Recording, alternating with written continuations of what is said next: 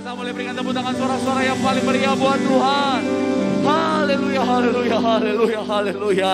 Benar Tuhan, kerinduan kami adalah mengasihi-Mu, memuliakan-Mu. Karena sungguh kami telah melihat Kau Tuhan terlebih dahulu mengasihi setiap kami. Bahkan bukti nyata dari kasih-Mu yang luar biasa dalam kehidupan setiap kami adalah kami boleh ada sampai hari ini. Bukti nyata dari kasih-Mu melimpah dalam kehidupan kami. Kami boleh bernafas, beribadah sampai hari ini. Dan kami percaya kalau Tuhan senantiasa mengasihi setiap kami sampai hari ini. Kasih yang sama kami percaya akan terus melimpah dalam kehidupan setiap kami. Artinya sepanjang hidup kami pasti diberkati. Sepanjang hidup kami, bisnis pekerjaan kami pasti diberkati. Bahkan sepanjang hidup kami sampai kehidupan anak cucu kami, semuanya pasti diberkati untuk hormat dan kemuliaan nama Tuhan. Terima kasih Tuhan, terima kasih, terima kasih. Dan dengan ucapan syukur itu Tuhan, saat sore malam hari ini kami sudah menaikkan pujian kami, penyembahan kami kepadamu. Tuhan, kami mau berdoa biar kiranya pujian penyembahan kami boleh menyenangkan hati Tuhan. Kiranya Tuhan pujian penyembahan yang kami naikkan boleh berbau harum di hadapan-Mu. Karena kami tahu, kami percaya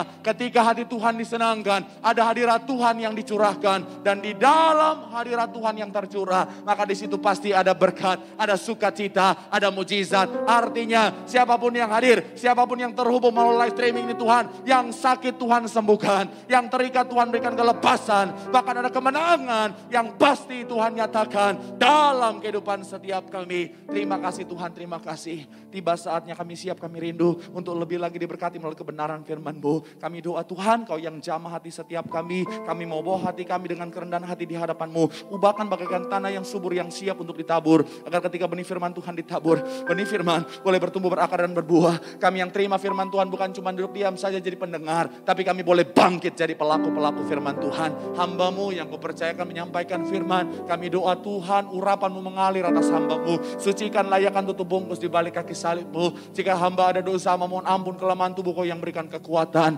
Hamba gak bisa apa-apa tanpa Tuhan, tapi dalam tangan Tuhan, dalam pengurapan Tuhan, Tuhan sanggup ubahkan yang lemah jadi kuat. Tuhan sanggup ubahkan yang biasa jadi luar biasa, untuk boleh jadi saluran berkat bagi setiap jemaat-Mu. Terus berikan hamba-Mu ini kerendahan hati Tuhan. Dan kami doa benar-benar melalui apa yang kami kerjakan, Tuhan saja yang nampak. Sembunyikan hamba-Mu, Tuhan saja yang dipermuliakan. Kasihani jemaat-Mu, sayangi umat-Mu Tuhan. Kami percaya semua yang hadir, semuanya pasti diberkati Tuhan. Dalam nama Tuhan Yesus Mari yang siap diberkati. Dengan sukacita, dengan iman sama-sama kita katakan amin. Boleh berikan tepuk tangan yang paling meriah buat Tuhan. Silakan duduk Bapak Saudara. Terima kasih buat worship leader, singer, pemain musik, serta semua yang sudah melayani. Dan dari mimbar ini saya mau sampaikan salam damai sejahtera. Shalom. Sekali lagi shalom. Haleluya, haleluya, haleluya. Senang bisa jumpa saudara. Saya percaya dalam Tuhan ada sukacita. Dan di mana ada sukacita, pasti ada senyuman di wajahnya. Sama-sama saudara, yuk malam hari ini berikan senyuman yang di rumah juga. Bilang sama kanan kirimu, jumpai kanan kirimu. Katakan mari bersukacita dalam Tuhan. Haleluya, haleluya, haleluya, haleluya. Dan begitu senang saudara, minggu ini nambah lagi, lebih banyak lagi daripada minggu kemarin. Karena mungkin banyak dari yang minggu kemarin, ada yang jalan-jalan liburan, bahkan ada yang ke puncak. Gimana puncak? Enak. Aduh, saya lihat macetnya luar biasa saudara. Kemarin saya sempat bahas, itu yang ke puncak pada bikin story. Aduh, mau healing malah pusing katanya saudara. Iyalah, makanya dan yang paling tepat udah datang cari Tuhan, amin. Dan saya mau bilang saudara, kita setia cari Tuhan, kita pasti diberkati Tuhan. Boleh berikan tepuk tangan yang paling meriah dulu buat Tuhan. Sama-sama bilang sama saya, aku pasti diberkati Tuhan. Bilang kanan kirimu, kamu juga pasti diberkati Tuhan. Tepuk tangan yang paling meriah dulu buat Tuhan. Haleluya, haleluya. Yuk saudara langsung saja bawa Alkitab kita, mau angkat Alkitab kita. Alkitab juga boleh, Alkifon juga boleh. Yang gak bawa apa-apa angkat tangan juga boleh. Sama-sama dengan iman percaya. Sama-sama kita katakan dalam nama Tuhan Yesus. Aku percaya Alkitab ini adalah firman Tuhan. Setiap kata kalimatnya sanggup memberkati aku.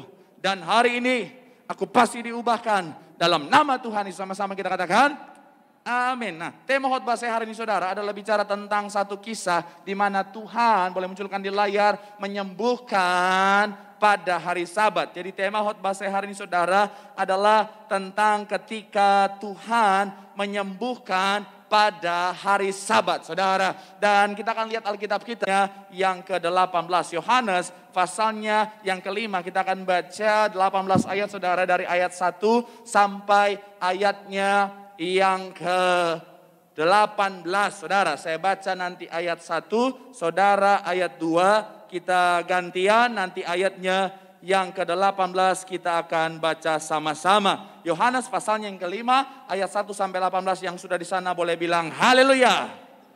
Haleluya. Di situ diberi judul apa? Oke, ayatnya yang pertama demikian firman Tuhan. Sesudah itu ada hari raya orang Yahudi dan Yesus berangkat ke Yerusalem. Ayat 2 silakan.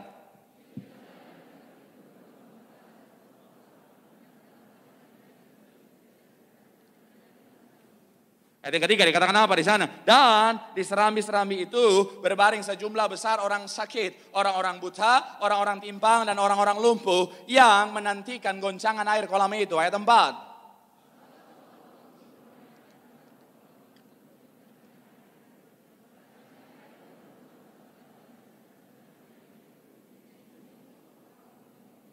Ayat yang kelima, di situ ada seorang yang sudah 38 tahun lamanya sakit. Ayat 6.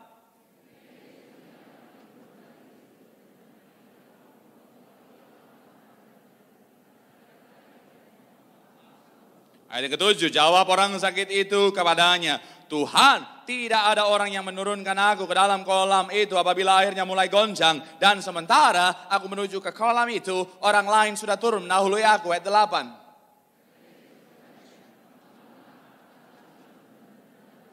Ayat yang ke-9 dikatakan apa?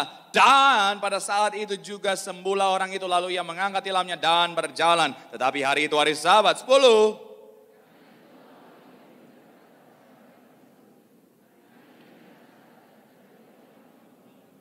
Ayat 11, akan tetapi ia menjawab mereka, orang yang telah menyembuhkan aku, dia yang mengatakan kepadaku, angkatlah tilammu dan berjalanlah. 12.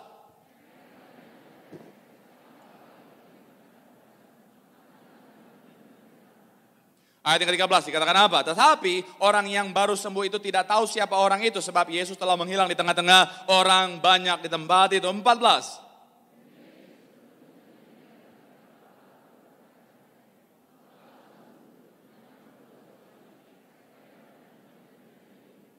Ayat yang ke-15, orang itu keluar lalu menceritakan kepada orang-orang Yahudi bahwa Yesuslah yang telah menyembuhkan dia. Ayat 16.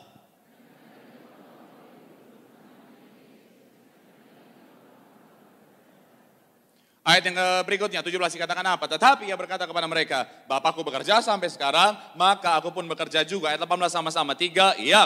Sebab itu orang Yahudi lebih berusaha lagi untuk membunuhnya. Bukan saja apa? Tetapi dan dengan demikian apa?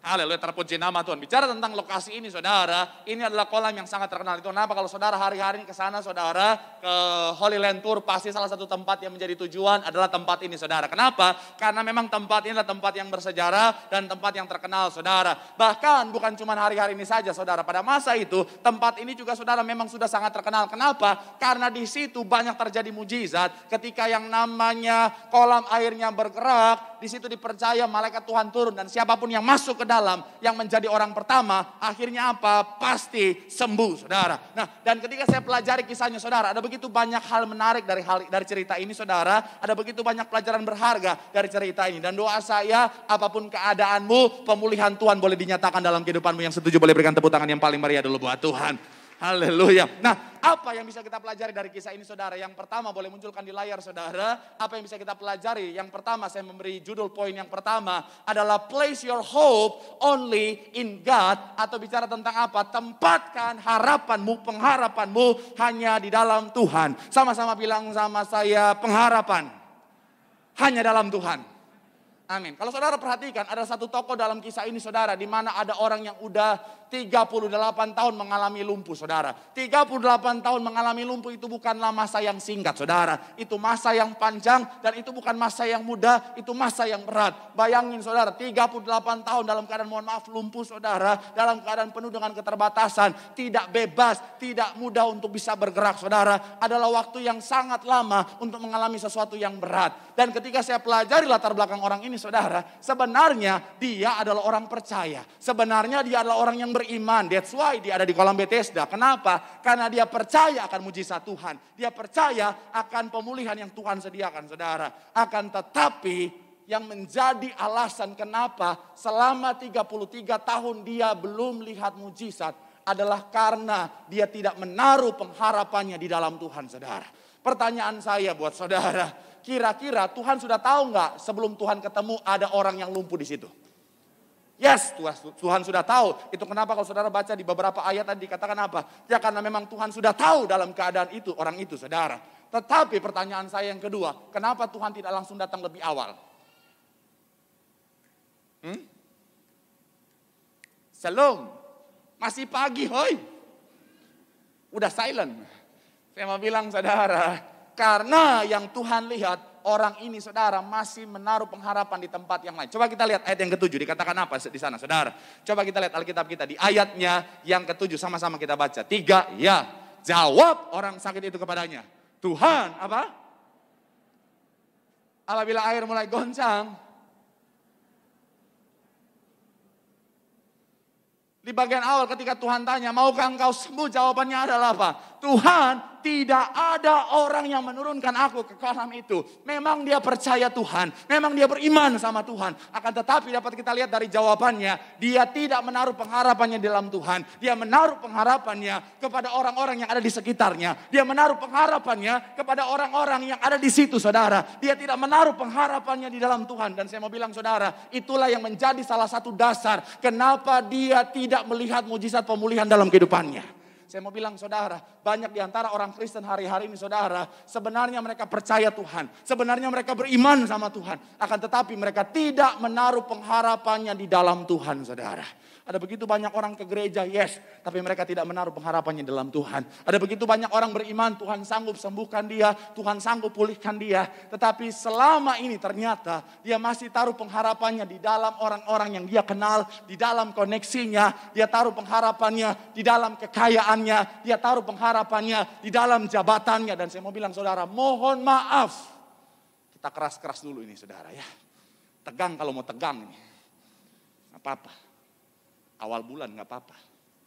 Karena saya percaya walaupun khotbah tegang, awal bulan semua sukacita. Baru gajian. Emang kelihatan nih wajah-wajah baru dapat transferan. Saya mau bilang saudara, saya mau bilang mohon maaf. Kalau kau taruh pengharapanmu tidak di dalam Tuhan, sangat besar kemungkinan kau tidak akan melihat pemulihan. Dan kabar baik sekaligus kabar buruknya, Tuhan kita adalah Tuhan yang sabar. Maksudnya apa?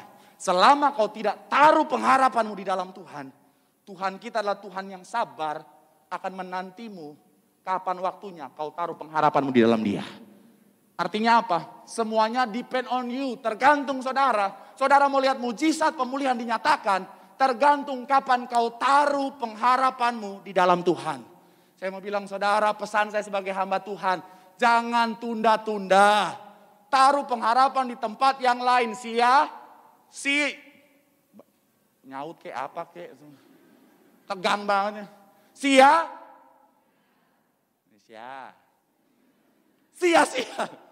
Saya mau bilang saudara, tetapi sebaliknya. Ketika kau taruh pengharapanmu dalam Tuhan, saat itulah kau lihat mujizat pemulihan jadi bagian hidup yang setuju. Boleh berikan tepuk tangan yang paling meriah dulu buat Tuhan. Haleluya. Bilang sama kanan kirimu, taruh pengharapanmu hanya dalam Tuhan. Disitulah ada pemulihan. Tepuk tangan yang paling meriah dulu buat Tuhan. Kita cepat saudara. Next. Apa yang bisa kita pelajari dari kisah ini saudara? Apa yang bisa kita pelajari? Yang kedua adalah bicara tentang apa? Poin yang kedua. Jadilah pribadi yang taat. Sama-sama bilang sama saya taat.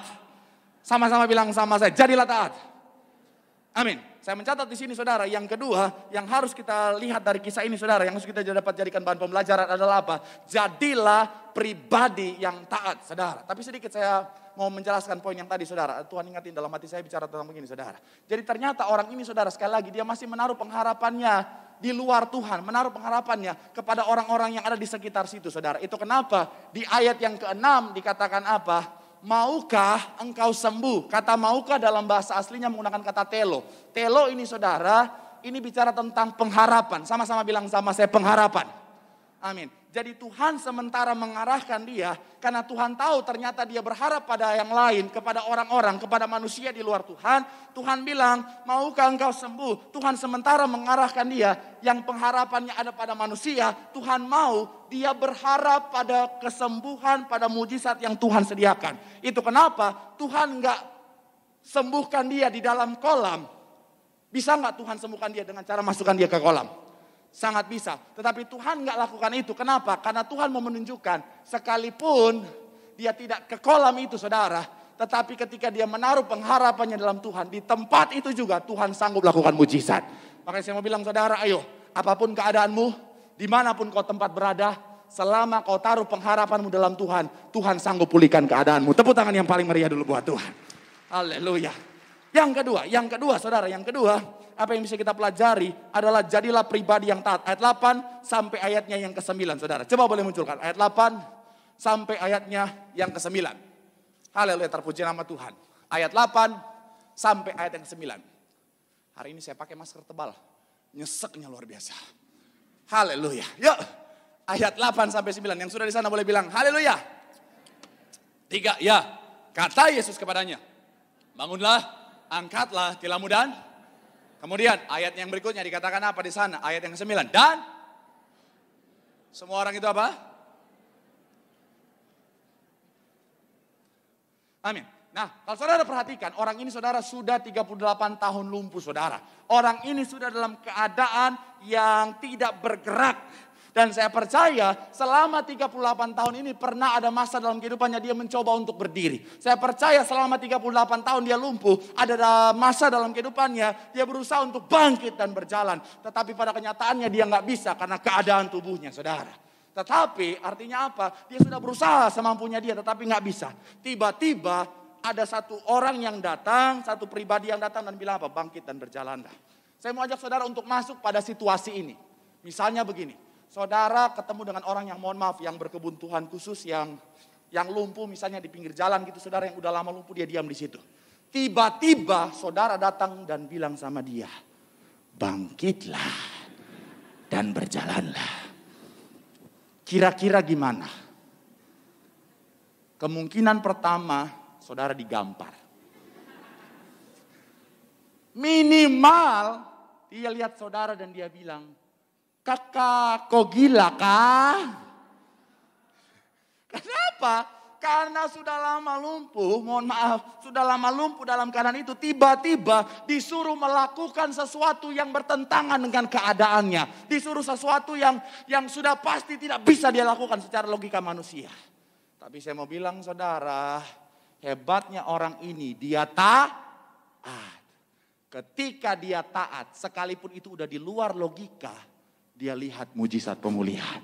Amin. Saya mau bilang saudara, kadang-kadang dalam hidup kita saudara bisa seperti itu. Kadang-kadang Tuhan bisa suruh saudara dan saya lakukan sesuatu yang di luar dari logika kita saudara. Tapi saya mau bilang ketika itu dari Tuhan percayalah taat. Karena kenapa? Ketika dari Tuhan itu pasti mendatangkan mujizat dalam hidupmu. Saudara ingat Abraham? Abraham sudah ada di tempat yang nyaman. Sudah di tempat yang settle. Sudah di tempat yang segala yang dia butuhkan sudah berkecukupan. Tiba-tiba Tuhan bilang apa? Abraham, pergilah ke tanah yang akan kutunjukkan kepadamu. Saya mau bilang saudara, kalau Abraham tinggal di Indonesia, it's okay. Kenapa? Indonesia di mana-mana masih bisa hidup. Sekering-keringnya Indonesia masih bisa hidup. Ada lagunya. Orang bilang tanah kita tanah. Nggak usah so ABG, ayo. Ini angkatan-angkatan tua pasti tahu lagu ini. Tongkat kayu dan. Nah itu dong. Saya ada angkatan Justin Bieber biasa aja. Saya mau bilang saudara, kalau di Indonesia suruh, kamu berangkat ke sana, it's okay. Kenapa? Masih bisa hidup, nanam masih ada tumbuh, makan air lagi, makan minum air masih ada. Ini di daerah geografisnya Musa salah nyangkut sendiri sedikit padang pasir bos. Saya mau bilang saudara, zaman itu nggak ada tukang aqua galon yang jalan-jalan di sana. itu kering. Tapi saya mau bilang, iya. Zaman dulu nggak ada tuh, lagi nongkrong sore-sore panas-panas, es. Nggak ada. Atau sore-sore cilok. Atau paling mentok, tahu. Bulat. Kenapa harus gitu ya? Saya mau bilang saudara, akan tetapi ketika Abraham taat, dia lihat apa yang Tuhan janjikan jadi bagian hidupnya. Amin. Saya mau bilang saudara, ingat Naaman? Naaman seorang perwira besar, ketika dia datang ke Nabi Tuhan gak mau ketemu sama dia, malah suruh anak buahnya. Sempat tersinggung, tetapi dia taat. Akhirnya apa? Mandi 7 kali.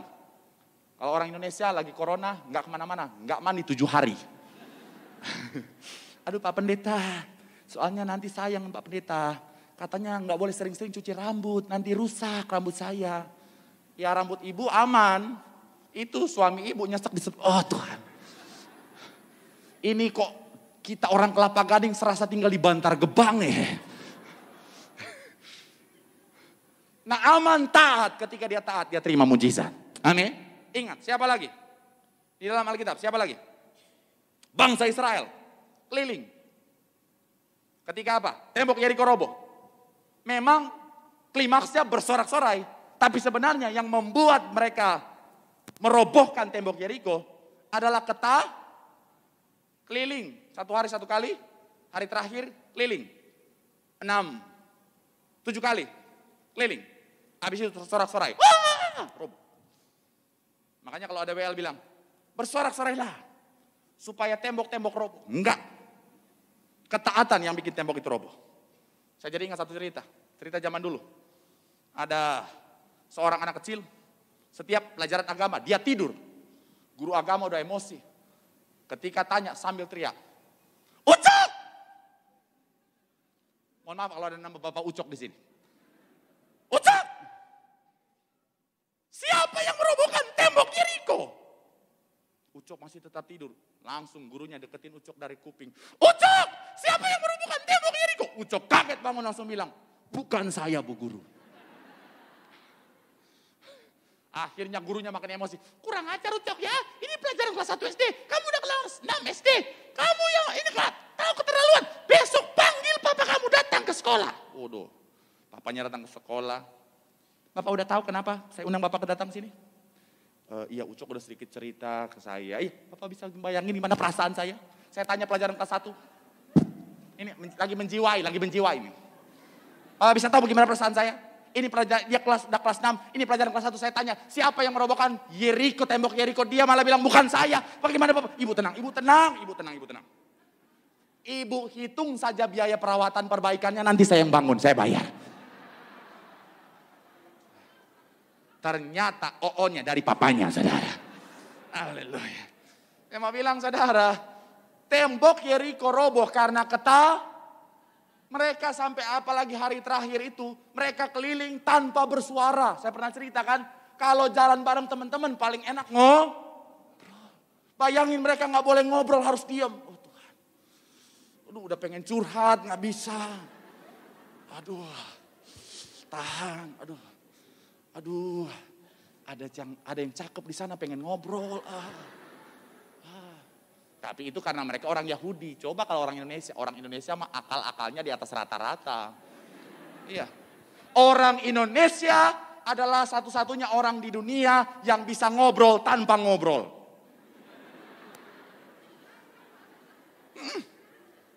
Bisa ngobrol tanpa ngobrol. Apalagi emak-emak Indonesia, mereka bisa berkomunikasi tanpa ngobrol. Saya kan pendeta suka ngeliat jemaat kadang-kadang di gereja pun bisa gosip tanpa ngomong. Biasanya begini, saya izin buka masker sebentar.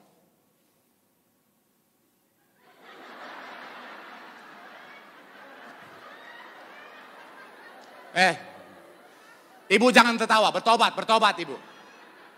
Itu mulut monyong-monyong, saya tahu itu lagi gosip itu.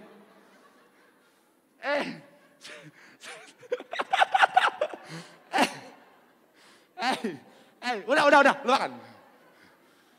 Tapi sekarang susah, ada masker. Jadi monyong-monyong, gimana ini?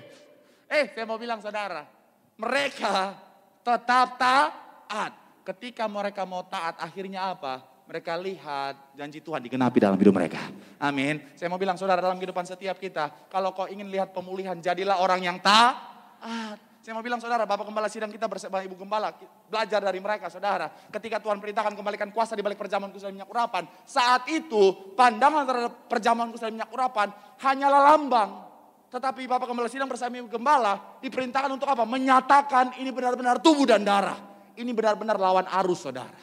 Tapi Bapak Gembala sidang kita bersama Ibu Gembala taat. Dan akhirnya apa? Ketika mereka taat, pelayanan mereka jadi luar biasa. Hidup mereka diberkati. Tepuk tangan yang paling meriah dulu buat Tuhan. Haleluya. Saya ingat kesaksian saya saudara. Waktu mau dibaptis tahun 2008 saudara. Saya jujur dalam hati saya bergejolak saudara. Saya, oh Tuhan, sudah mau dibaptis. Tapi hati saya waktu itu 1 hari sebelum malamnya. Saya benar-benar iblis kirim kebimbangan dalam hati. Ini mau dibaptis, mau hidup baru atau tidak nih. Aduh bagaimana ini. Karena kan harus kalau udah melangkah maju terus. Ini kalau dibaptis harus hidup baru, bagaimana ini? Akhirnya malamnya saya telepon mami saya, "Mi, bagaimana ini?" Mami saya bilang, "Berdoa, tanya Tuhan, berdoa, tanya Tuhan." Sepanjang malam saya berdoa dan di dalam pujian penyembahan saya buka Alkitab, saya baca 2 ayat di tempat yang berbeda, tetapi nyambung saudara, muncul seperti menyala dan bilang begini, "Berpalinglah kepadaku dan biarkanlah dirimu diselamatkan." Ayat selanjutnya, "Dan segala kehendakku akan kulaksanakan." Saya mau bilang saudara, segala kehendak Tuhan bicara tentang berkat dan janji Tuhan sudah Tuhan sediakan. Tapi saya mau bilang saudara, saya hanya bisa memperoleh semua itu ketika saya mau taat dengan apa? Berpaling kepada Tuhan, meninggalkan kehidupan saya yang lama. Seandainya saja saya tidak meninggalkan kehidupan saya yang lama, taat sama Tuhan, mungkin saya tidak akan bisa meraih apa yang Tuhan sudah sediakan. Seandainya saja saya tidak taat dengan meninggalkan kehidupan saya yang lama, mungkin gak ada pendeta Marcel hari ini saudara. Mungkin saya masih tetap jadi boyband yang sudah tidak laku lagi. Mungkin saya cuma jadi seorang boyband yang sudah tidak laku lagi, karena memang boyband sudah tidak laku zaman sekarang. Dan akhirnya apa? Gitu, joget-joget terus. Sampai saya pikir-pikir, oh Tuhan bagaimana hidup saya kalau cuma jadi boyband terus. Joget-joget, kan boyband ada masanya. Kalau jadi hamba Tuhan, sampai Tuhan Yesus datang tetap hamba Tuhan. Tapi kalau boyband mau sampai kapan? Nggak mungkin saya sampai engkongkong. Udah ompong. Oh Tuhan, yang ngefans siapa? Paling cuma 2. Kalau encim-cim glodok, inang-inang itu, cawang. Haleluya. Tapi saya bilang saudara, saya sangat mengucap syukur. Taat. Ketika saya taat, apa yang Tuhan janjikan, Tuhan nyatakan dalam kehidupan saya. Tepuk tangan yang paling meriah dulu buat Tuhan. Bilang sama kanan kirimu, taat. Di situ ada pemulihan dan penggenapan akan janji Tuhan. Tepuk tangan yang paling meriah buat Tuhan. Kita cepat, yang terakhir saudara. Waduh, kita cepat saudara. Yang terakhir, pemain musik boleh maju ke depan saudara. Saya mencatat di sini saudara, apa yang bisa kita pelajari dari kisah ini saudara, adalah bicara tentang apa? Tetaplah berbuat baik apapun keadaan situasinya. Sama-sama bilang sama saya, tetap baik. Tetap baik. Amin. Coba kita lihat ayat 15 dan 16. 15 dan 16, kita cepat.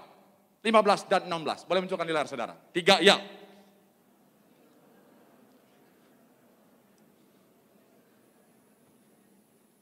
Kemudian, dan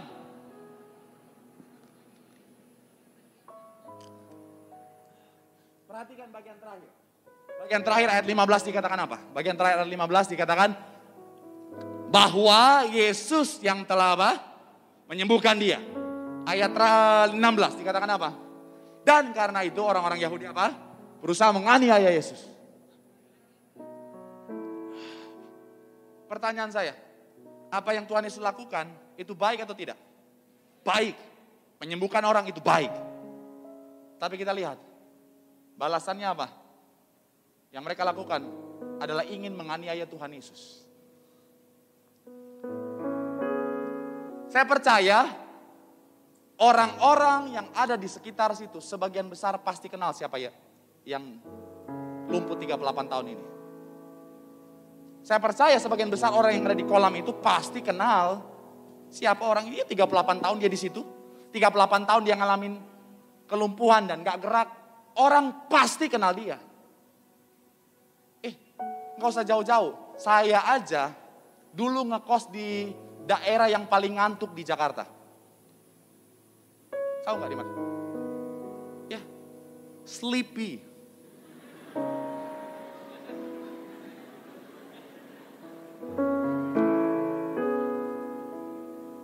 Hey, come on. Tidak ada yang tahu bahasa Inggris di sini? Ya kan, Sleepy. Oh my God. Kita nih anak-anak Jaksel, come on. Literally, come on. Jangan toxic gitu dong. Kita harus jaga work balance kita. Karena saya ini morning person. Apa tuh? Ya, saya tinggal di Sleepy. Dalam waktu 1 tahun, itu satu jalan itu udah kenal siapa saya. Udah saya kenal semua. Kenapa? Karena mungkin saya terlalu aktif kali ya. Jadi ketemu orang, bro. Saya kenal. Apalagi ini 38 tahun dia nongkrong di situ. Saya mau bilang, saudara, ini orang ketemu dia. Izin bos, lewat. 38 tahun jadi tuan tanah, saudara. Orang ketemu dia, kakak pertama.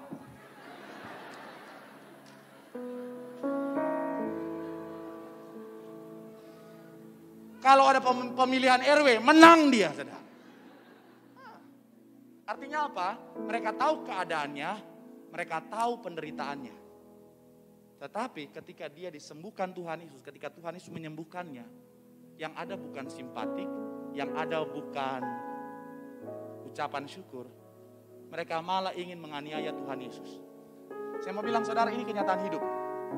Kalau saya bisa bilang ini pahit tapi mendewasakan. Tidak semua kebaikan yang saudara lakukan akan dibalas dengan kebaikan yang sama. Jangan pernah saudara berpikir, karena aku udah baik, maka dia pasti baik sama saya. No. Justru kenyataan yang sering terjadi, kebaikan kita justru dibalas dengan ketidakbaikan. Makanya muncul kan, ada peribahasa yang bilang air susu dibalas air comberan.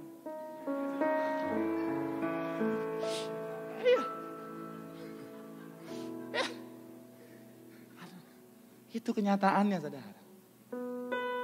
Kadang-kadang kita udah baik, kita udah tolong, malah ditusuk dari belakang, saudara. Malah dikecewakan, saudara. Ada seorang ibu di Manado, dia orang baik, punya hati yang baik. Dia tolong seorang wanita, seorang janda. Dia tolong, dia kasih pekerjaan yang baik. Dia kasih tempat tinggal yang baik. Tapi gak lama setelah itu, wanita yang dia tolong ini justru merebut suaminya.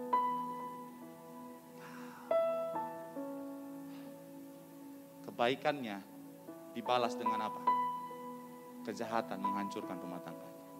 Saya baca kemarin di berita di Thailand, ada seorang artis wanita yang terkenal ramah, baik, tetapi ditemukan,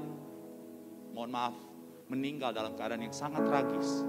Dan semua bukti yang ada mengarah pelakunya adalah teman-temannya. Saya lupa namanya. Nama orang Thailand agak susah. Namprak tak plak oi kain apa.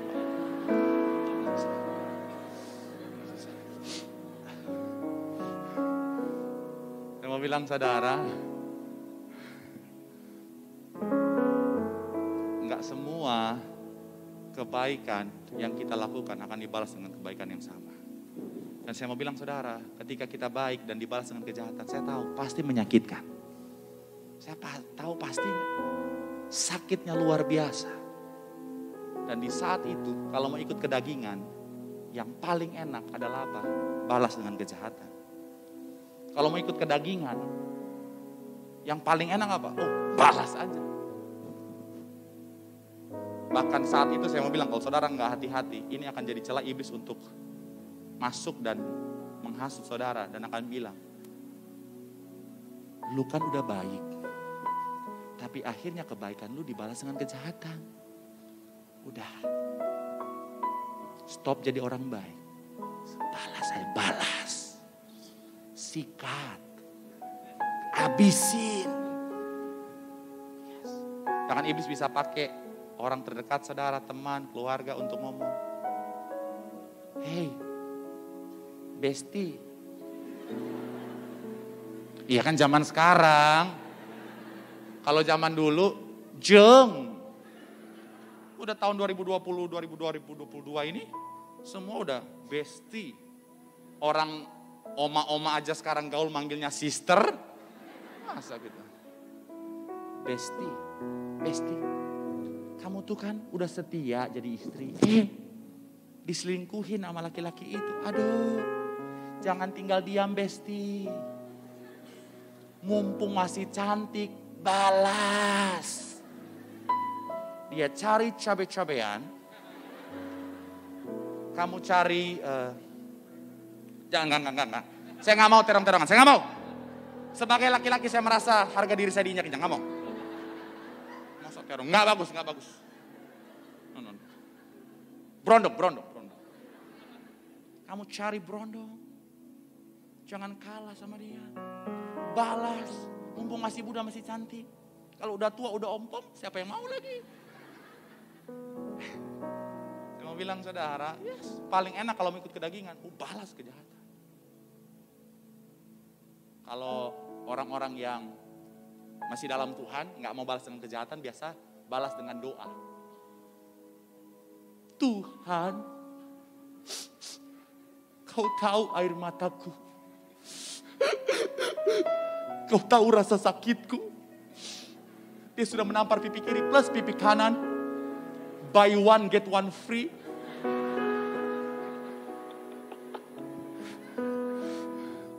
Tuhan, doaku Tuhan, buat dia jadi ompong Tuhan, ompong.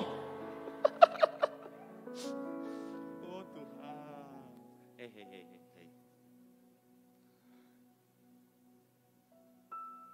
Kalau ikut kedagingan, pengen balas kejahatan-kejahatan. Tapi Tuhan ajar kita apa? Sekalipun dijahatin, tetap balas dengan kebal. Bapak Gembala sidang kita dijahatin berkali-kali. Bahkan dalam pelayanan yang mau dilempar dengan batu. Tapi beliau gak balas dengan kejahatan. Beliau doa, Tuhan, it's okay aku dilempar sampai mati. Tapi setiap tetes darahku menyelamatkan satu jiwa. Tuhan di atas kayu salib, sekalipun sudah dianiaya, disiksa, Tuhan tetap ajar kita yang baik. Tuhan, semua sudah selesai. Bapa, semua sudah selesai. Ampunilah mereka, karena apa? Tuhan Yesus enggak, Bapa, sudah toh, so selesai. Tapi tolong, tadi yang pojok sana dia pukul terlalu kencang tadi. Dia pukul. Kena pantal leher tadi tolong. Kasih patah dia punya tulang itu. Enggak.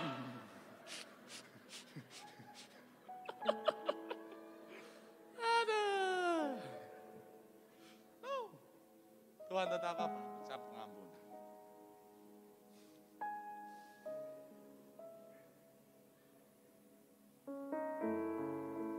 Pesan saya saudara, tetaplah lakukan kebaikan. Saya pernah ada di posisi itu, pengen balas, pengen banget. Apalagi ketika sudah punya kapasitas untuk balas. Wow, godaan untuk sikat habis, itu ada. Tapi no, Tuhan kita ajarkan kita untuk tetap baik sekalipun disakiti. Saya berlutut, saya ucap berkat. Dan saya lihat Tuhan nyatakan pembelaan. Dan sebelum saya tutup saudara, saya teringat satu quotes dari Madam Teresa, dia bilang begini. Ketika kita berbuat baik, mungkin itu tidak akan dihargai. Ketika kita berbuat baik, mungkin akan dilupakan.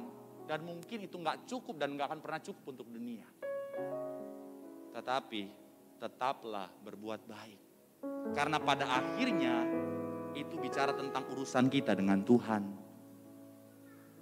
Dan saya mau bilang saudara, tetaplah lakukan kebaikan, tetaplah jadi orang baik sekalipun kau disakiti. Karena saya mau bilang saudara, ketika kau tetap lakukan kebaikan, dari sorga Tuhan melihat apa yang kau lakukan. Dan dari sorga Tuhan pasti curahkan kebaikan yang jauh berkelimpahan dalam hidupmu. Tepuk tangan yang paling meriah dulu buat Tuhan. Bilang sama kanan kirimu, tetap jadi orang baik. Tepuk tangan yang paling meriah buat Tuhan.